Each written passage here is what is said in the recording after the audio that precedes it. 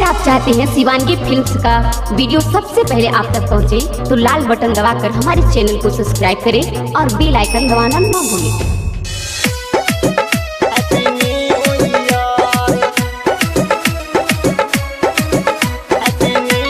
Shivangi recording studio Rajgir. DJ बजेबै पीबै मुर्गा दियार,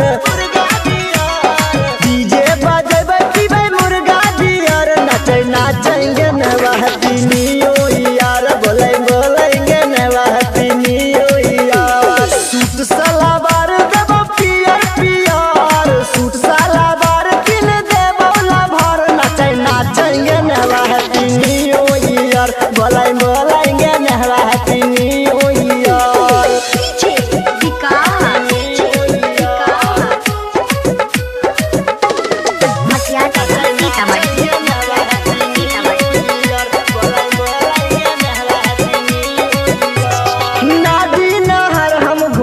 नया साल में ग्रीटिंग कार्ड देबो चुमहल बौगाल में,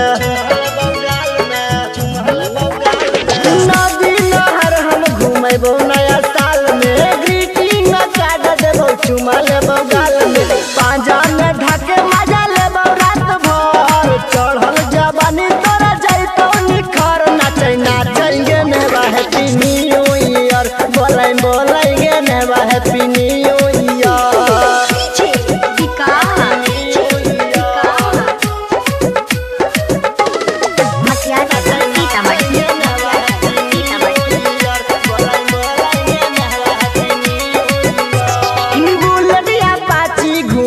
हम कार पर पिकनिक मनेबै दोनों जाके पहाड़ पर,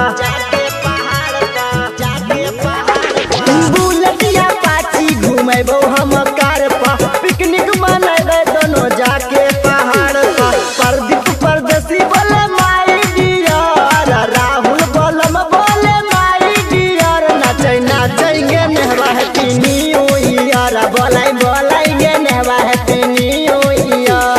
डीजे बजेबै पीबै मुर्गा दियर, नाचे नाचेंगे नेहवा हैप्पी न्यू ईयर, बोलेंगे नेहवा हैप्पी न्यू ईयर। सूट सलवार देबो पियर पियर, सूट सलवार किन देबो लभर, नाचे नाचेंगे नेहवा हैप्पी न्यू ईयर, बोलेंगे नेहवा happy new year. Shivangi recording studio Rajgir.